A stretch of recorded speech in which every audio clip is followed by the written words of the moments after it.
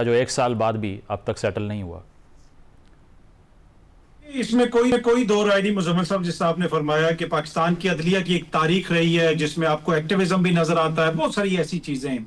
लेकिन अदलिया को हम डिस्कस तब करें जब अदलिया मैटर करती हो, जब हालत ये हो कि आपकी हाई कोर्ट के 5 जज साहिबान इंसाफ लेने के लिए कभी खुद इस अदालत में जा रहे हो, कभी किसी दूसरी हाई कोर्ट में जा रहे हो, तो जब अदलिया एग्जीक्यूटिव के लिए कोई चैलेंज ही नहीं है, जब अदलिया की जानिब से कोई ऐसा काम ही नहीं होगा, कोई ऐसा फैसला ही नहीं आएगा जो एग्जीक्यूटिव को गरां गुजरेगा, तो उस पर कौन बहस करेगा, उस पर कौन बात करेगा। जो 26वीं आईनी तरमीम है उसमें अगर आप देखें, अकरम शेख साहब के दलाइल हमने सुने, आपने हामिद खान साहब के दलाइल सुने, आप दीगर लोगों के दलाइल सुनते हैं। ये वो लोग हैं जो नजरियाती तौर पे हो सकता है पोल्स अपार्ट, लेकिन ये सारे ये बात कर रहे हैं कि एक तरह से अदलिया को आपने एग्जीक्यूटिव के मातहत कर दिया। और ये एक बड़ी बहस है।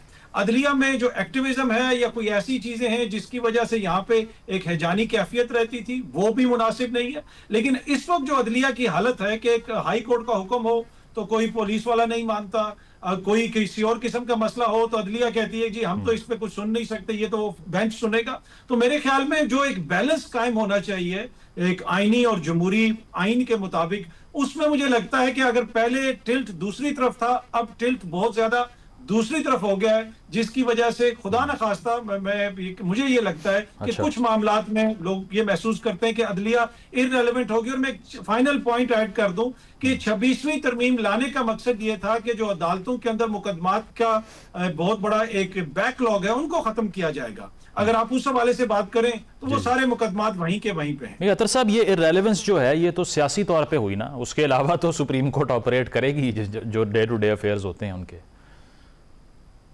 नहीं, सियासी तौर पे नहीं। आप देख लेना कि रेलेवेंस तब होती है कि जब आपके लोगों के आईनी हकूक जो है वो प्रोटेक्ट हो रहे हो। आपके मुल्क में 1 साल एक्स बंद रहा, क्या आपने कहीं पे अदलिया से कोई उसके ऊपर फैसला देखा? आपके मुल्क के अंदर बहुत सारे इल्जामात लगे कि ये हुआ वो हुआ। अब पंजाब हुकूमत में जो सीसीडी के हवाले से मुबैना इल्जामात लग रहे हैं, कहीं पे आपको अदलिया का किरदार नजर आ रहा है? आपके मुल्क में अगर किसी कोई लापता हो जाए, क्या उसी दिन पिटीशन लगती है? क्या इंतजामिया उनकी बात सुनती है? क्या इंतजामिया आके वहां पे कोई जवाब देती है? तो वो जो सियासी मामलात हैं वो अलग हैं, लेकिन बहुत सारे इंतजामी मामलात हैं जिसमें लगता है ऐसे है कि अदलिया का किरदार महदूद हो। मतलब ह्यूमन राइट्स भी आप कह रहे हैं अफेक्ट हुए हैं। आमिर ज़िया साहब, ये जो 1 साल मुकम्मल हुआ है इसमें शायद ही कोई ऐसे प्रोग्राम्स हों जो हमने चीफ जस्टिस साहब से मुतल्लिक किए हों, आपके साथ भी यही सिनेरियो रहा होगा।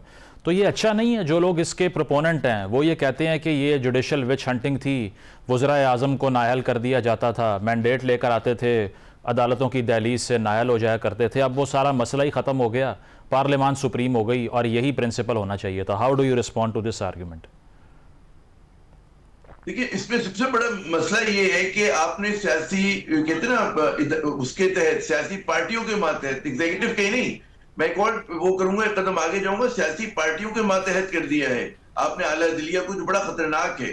अब जो है जज लगाने के लिए पाकिस्तान पीपल्स पार्टी, नून लीग ज़ाहिर के जो इक़्तिदार में है वो अपनी मर्जी के जजेस लगाते हैं। वो लगाते हैं कि जो उनके लॉयलिस्ट हों, और जब उनके लॉयलिस्ट होते तो ज़ाहिर है कि इंसाफ कैसा करेंगे। इससे पहले भी कोई जजेस की तकरीरी का मैं नहीं कहूंगा कि बड़ा आइडियल निज़ाम था, लेकिन अब तो आपने बिल्कुल उसको ज़िबा कर दिया लाके एग्जीक्यूटिव के सामने। और उसकी वजह से ये जो जिस बात की खुशाइन कह रहे हैं कि हम खबरों में नहीं आला अदलिया को डिस्कस करते, ये तो बड़ी बुरी बात है। आप सोच रहे हैं कि एक इतना अहम सतून था हमारा अदलिया का, उसको वो बिल्कुल इग्नोर हो रहा है। इसलिए इग्नोर हो रहा है कि उसकी वक़्त नहीं रही, उस पर मुकदमा चलता नहीं है, लोग दादरसी के लिए जा नहीं पाते। अब आपकी कॉन्स्टिट्यूशनल बेंच। आमिर साहब मेरा आपसे सवाल है, आपने कहा ना आम तरीन इदारा था, लेकिन क्या हिस्टोरिकली स्पीकिंग पिछले 50-60 साल में अदलिया ने पाकिस्तान की सियासत को या पार्लियामान को मजबूत किया है या कमजोर किया है? मेरा एक और इस पे सवाल है, आप मुझे ये बताइए कि ठीक है अदलिया पे तनकीद करते हैं, 50 बरस में खुद पार्लियामान ने अपने साथ क्या किया है और सियासी जमातों ने अपने साथ क्या किया है। बाज़ औक़ात एक लोगों को दादरसी के लिए जगह होती थी कि जी आला अदलिया में चले जाएंगे, हमें बहुत सारों को गलत फहमी होगी, खुशफहमी होगी कि जी आला अदलिया इंसाफ कर देगी। वो आला अदलिया जो इंसाफ नहीं कर पा रही है, ठीक है ना। अच्छा, उसमें अब उसके नतीजे में क्या हुआ, कि जनाब वजीर आजम को आपने बिल्कुल ऑल पावरफुल कर दिया, पार्लियामेंट को ऑल पावरफुल कर दिया, जो तवाजुन होता है इदारों के दरमियान वो खत्म कर दिया गया है। हमारे यहाँ पार्लियामेंट ने मतलब कौन से कारहाय नुमाया अगर अंजाम दिए, बिल्कुल इनके भी फैसले मुतनाज़ा होंगे सुप्रीम कोर्ट के भी और हाई कोर्ट के भी माजी में, लेकिन हमारी इन आजम ने क्या किया है, इन्होंने जो मतलब है कि करप्शन में जिस तरह से नहाए हैं और जिस तरह से फिर आपने देखा कि वो कोशर हो गए, उनको बिल्कुल एक जायज करार दे दिया गया, जनाब अब आप जो चाहें करें, आपके तमाम केसेस खत्म हो गए if you are on the right side, और अगर आप ऑन द रॉन्ग साइड है तो आपकी छोटी सी बात को जो है वो पकड़ लेंगे। तो बात ये कि आपने इस चीज को पूरा कहते हैं ना, आपने सिस्टम को जो है तोबाला कर दिया, जो कि पाकिस्तान में इंसाफ के लिए, जमहूरियत के लिए और अवाम के लिए जो है खुशाइन नहीं है। मतलब अपनी स्पेस गिव अप करने में पॉलिटिशियंस का अपना भी कसूर है, आप कह रहे हैं। हमाद साहब, 1 साल मुकम्मल हुआ है 26वीं तरमीम का, आपको लगता है कि इन रेट्रोस्पेक्ट ये जो फैसला किया गया पॉलिटिकल क्लास की तरफ से, चूंकि कोई भी पार्टी आ जाएगी तो वो इसी सुप्रेमेसी को एंजॉय करेगी ना, सिर्फ मुस्लिम लीग नवाज़ के लिए तो ये तरमीम नहीं थी, तो कैसे देखते हैं इस 1 साल को आप, और इससे क्या इंस्टीट्यूशनल बैलेंस कुछ बेहतर हुआ है या बिगड़ गया? देखिए, हमारी तारीख़ यही रही कि अदलिया तो आमराना क़ुव्वतों के साथ साथ चलती रही, जो आमराना क़ुव्वतें जो 40-42 साल तक इस मुल्क पर मुसल्लत रही, तो बदकिस्मती से हमारे सामने कोई ऐसी तारीख़ नहीं है कि हम उस पर फ़ख्र करें कि अदलिया आइन की पामाली के ख़िलाफ़ या जमहूरियत की बेखनी के ख़िलाफ़ डट कर खड़ी हुई थी। हमारे सामने तो मुंतखब वज़ीर आज़म की फांसी है, PCO जजेस हैं, साकिब निसार हैं, हमारे पास तो ये तारीख़ है, इरशाद हसन ख़ान है, मौलवी अनवारुल हक है, मौलवी मुश्ताक है, हमारे पास ये तारीख़ है। इस तारीख़ को बदलने के लिए सबसे अहम किरदार पार्लियामेंट का बनता है, लेकिन क्या पार्लियामेंट ने अपने आप को मजबूत किया? हम मौजूदा पार्लियामेंट को देखें, वहाँ पर जो सबसे बड़ी अपोजिशन जमात बैठी है PTI, तो क्या उनका रवैया पार्लिमानी है, जमहूरी है, आइन की सुपरमेसी के लिए है, या जो मौजूदा हुकूमत है जो बयानिया वो लेकर GT रोड पर नमूदार हुए थे आइन व कानून की बालादस्ती का, सिविल सुपरमेसी का, वोट की इज़्ज़त का, तो क्या उस बयानिए को अमली शक्ल में हम कहीं देख सकते हैं, कहीं दिखाई दे रहा है?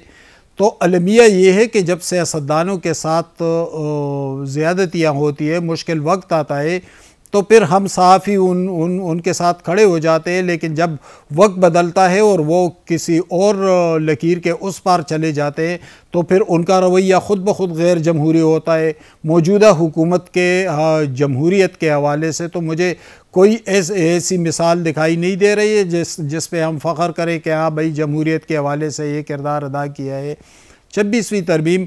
लेकिन क्या पार्लियामेंट के अंदर कंसेंसस मौजूद है, कोई इत्तेफाक राय मौजूद है? वही उलड़बाजियाँ है, वही दंगा फसाद है। हमारे साहब शॉर्टली मौलाना फजल रहमान साहब ने हुकूमत का साथ दिया ये तरमीम करवाने में, आज वो एहतजाज की बातें कर रहे हैं। आपको लगता है कि वो इस गलती का एहसास उनको हुआ है कि ये मैंने अपना वज़न गलत पलड़े में डाल दिया है, या फिर आपको लगता है कि फाइनली अब हालात ऐसे हैं कि उनके लिए सिस्टम में स्पेस नहीं है एंड दैट्स वाई वो एजुटेशन करना चाह रहे हैं?